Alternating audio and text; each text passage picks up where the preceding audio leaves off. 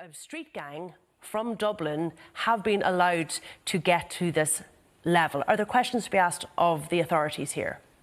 Well, I think we have to bear in mind what's happening today. It's because of the work of our authorities over the last 6 years that we've had today's announcement and the cooperation that the global justice system is going after these guys. The Garda Síochána here, our Irish justice system has been pursuing them for the last 6 years.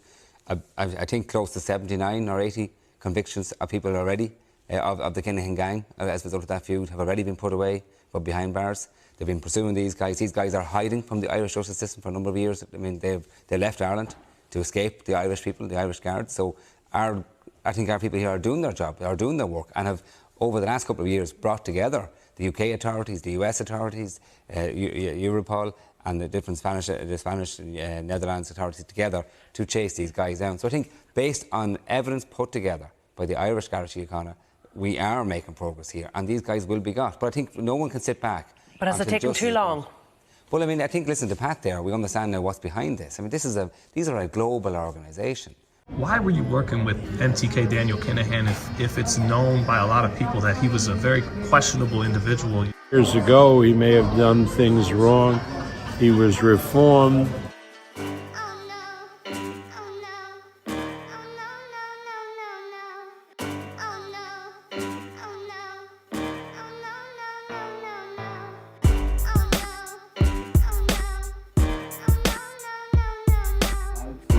That's what a lot of people know. Daniel Kinahan from retaliation, this and that.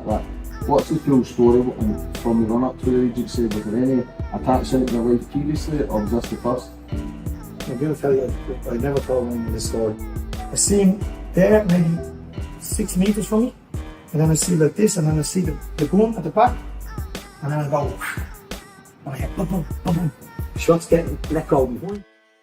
A lot has happened in our world, and primarily in the sport of boxing, since we left off a year ago when we dropped Fugazi Boxing Tales 3.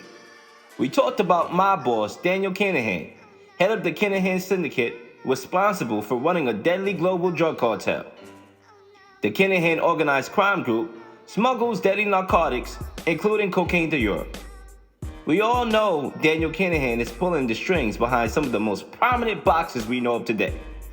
Daniel Kinahan remains on the loose after the Regency Hotel shooting, and despite the current crumbling of his empire, it seems as if his influence in boxing has grew since we left off.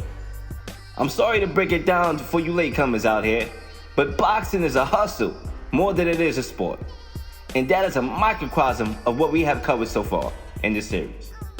We are going to discuss it all right now. Sit back, relax, and let's take off.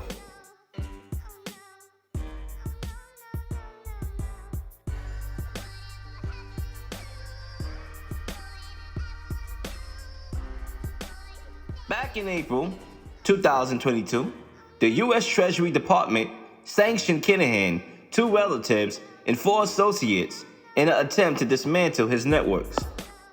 The U.S. ambassador announced a reward up to $15 million for information leading to the arrest and conviction of Kinahan, his father, and younger brother. This came after an urgent priority from President Joe Biden and the U.S. government to countering transnational organized crime.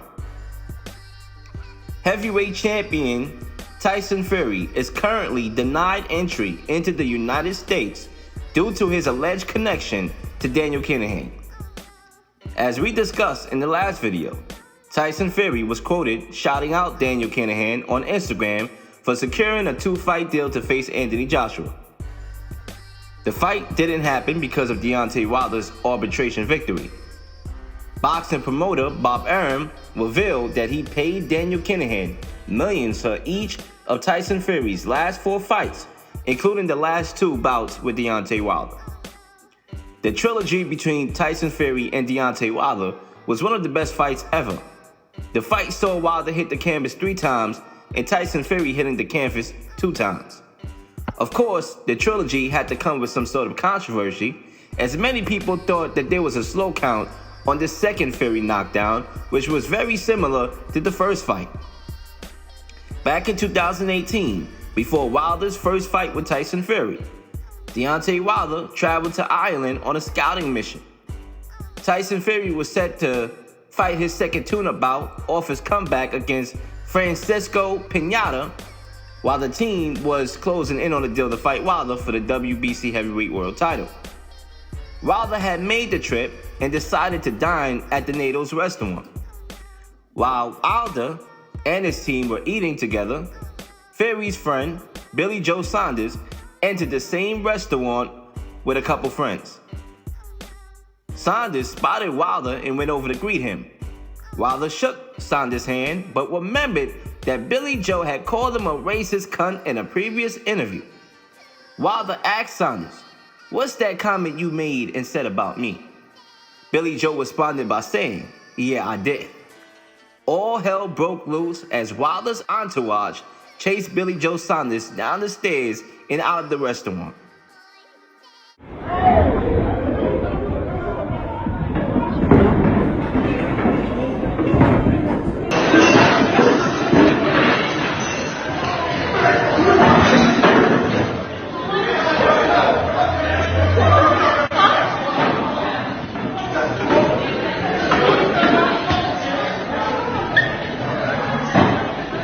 These boys are mad.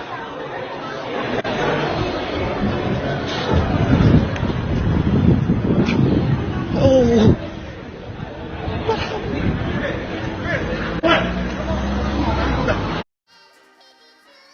As a result, both Wilder and Saunders were brought together to shake hands at Fury's fight the following night.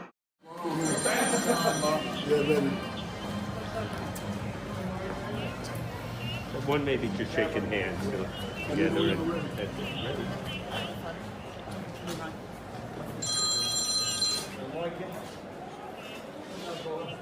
Make him do it fast. Don't let anybody else move that door. Right, that's it. It's on there. All fun, baby. All fun. It's all good. It's all good. It's good to promote the fight. I'm happy to be here. You know, and this is what it's all about. You know, it's about a little fun. You know, we're fighters. I spoke to Tyson Fury. He said he's going to give it to him back for me now. There you go.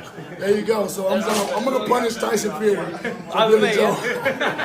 But it's all love, though. It's all love. I'm having a blast in Belfast. And man, this is what it's all about.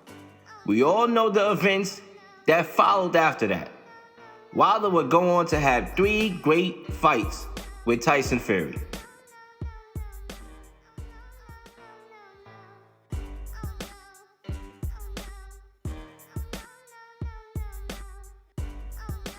Fast forward to more recent times, Tyson Fury was spotted out in Dubai with Daniel Kinahan ahead of his, at the time, retirement fight against Dillian White at Wembley Stadium this past April.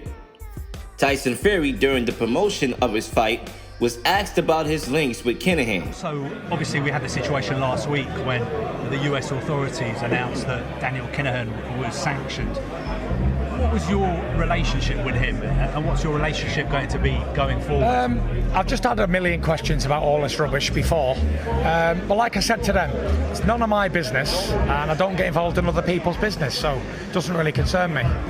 But was he involved at all in this fight? No involvement. And do you still speak to him? Is he still somebody that is close to you? Will you speak to him? He's not my father, let's just say that.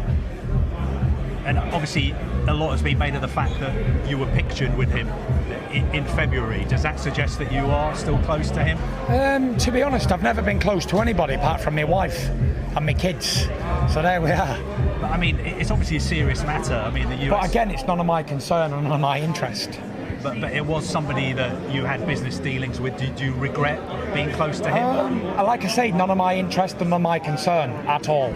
I don't regret anything. Life's too short for regrets. But like I say, none of my business and none of my concern. And will you Somebody asked me about Ukraine recently. None of my concern or business. It's nothing to do with me. I keep my own business to myself. But the difference between that and Ukraine is that obviously Daniel Kinahan is somebody that you've had a personal and business relationship. Yeah, but I've also had a personal business relationship with Vladimir Klitschko, haven't I? Don't forget we made each other millions of dollars. But there you go. So it's the same, innit?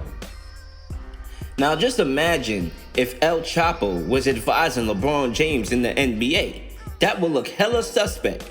But this type of behavior is normalized in the sport of boxing.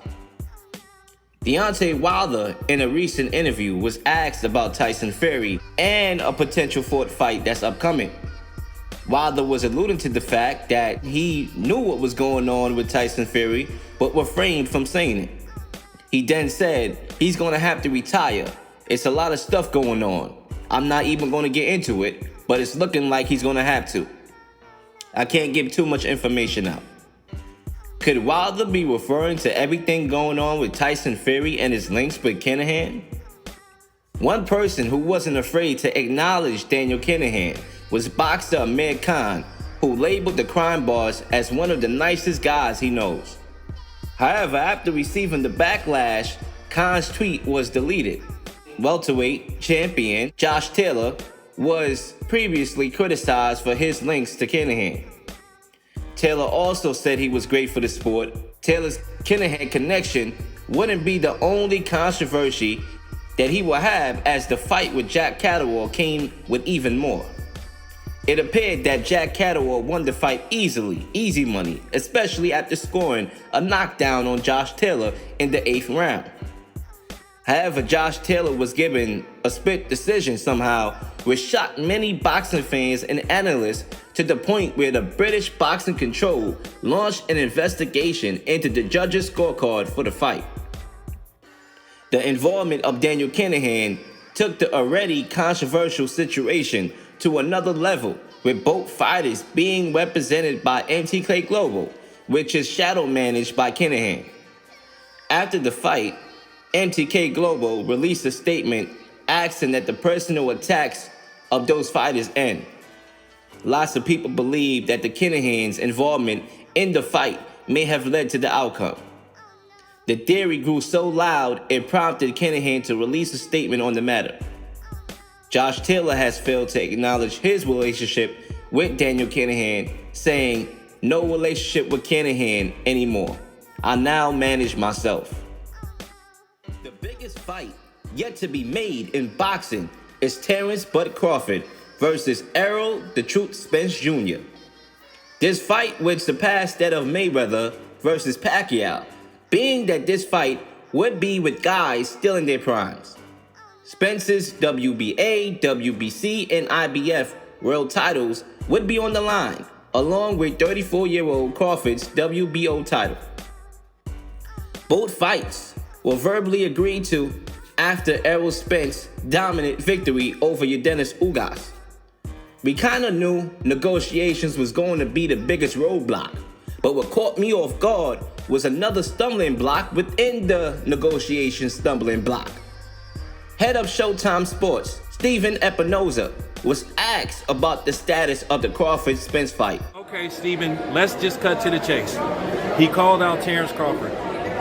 What do we need to do to try to get that fight made next? Well, people got to be realistic about money. I mean, that's the only obstacle at this point. I mean, as long as we don't have a Daniel Kinahan involved, which that's a deal breaker.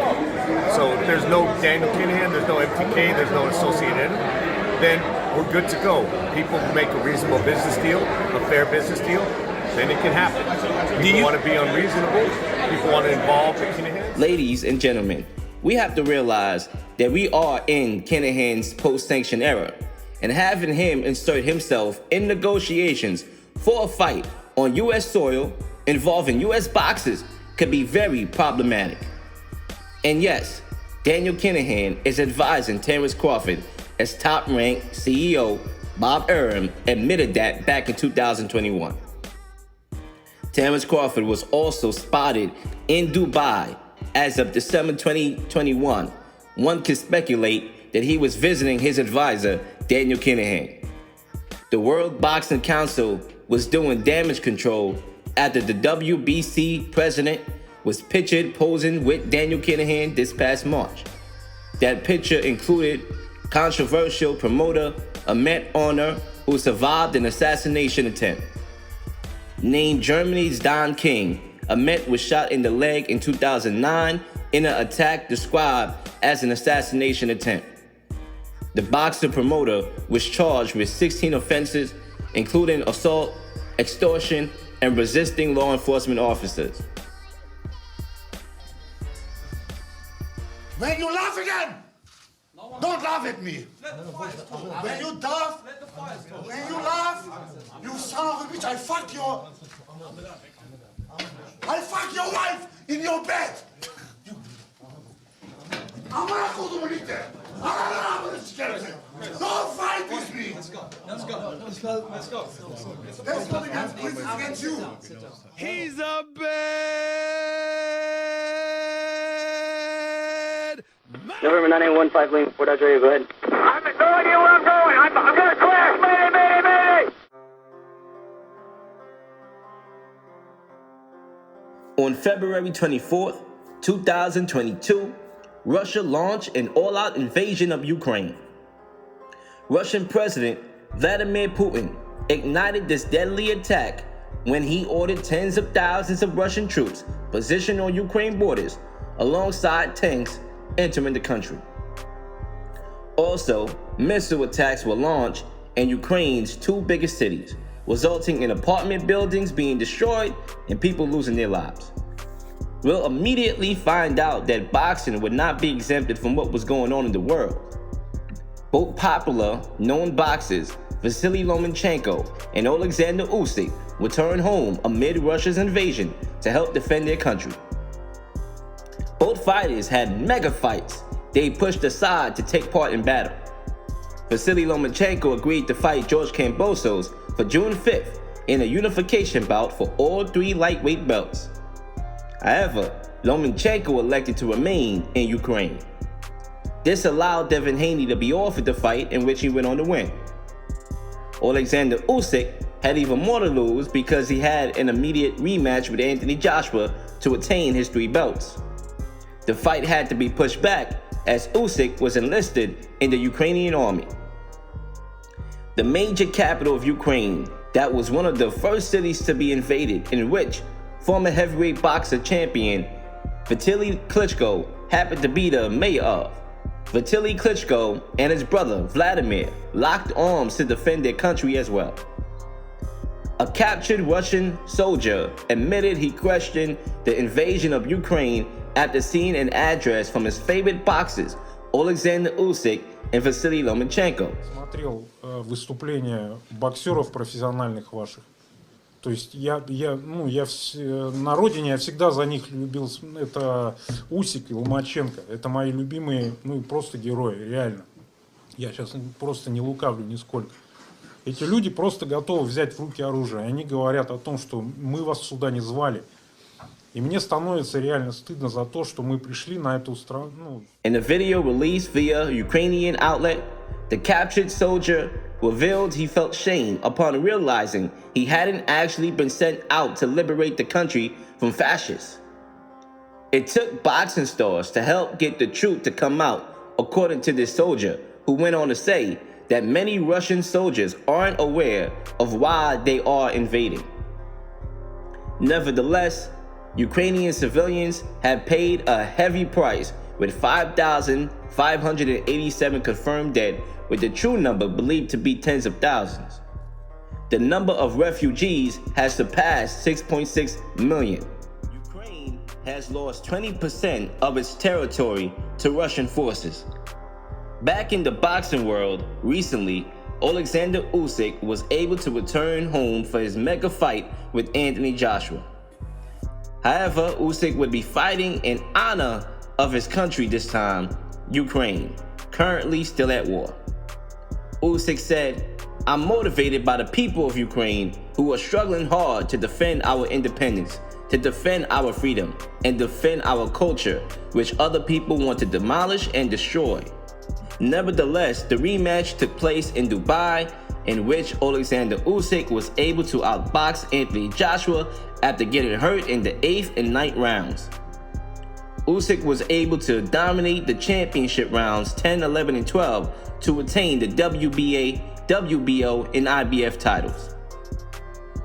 Anthony Joshua held the Ukrainian flag along with Usyk after the fight. This is setting up a potential future unification bout with Tyson Fury. Just shortly before that fight, Vasily Lomachenko returned to the United States to begin his training for his upcoming fall boxing return. Vasily Lomachenko was in attendance at the Usyk and Joshua 2 fight to support his fellow countryman and friend, Usyk. Fury and Usyk was supposed to happen next, but Tyson Fury offered AJ a 60-40 split to fight on December 3. It's going to be very interesting to see if Daniel Kinahan remains the forcing hands in the business of Tyson Fury's future fights with all that is going on.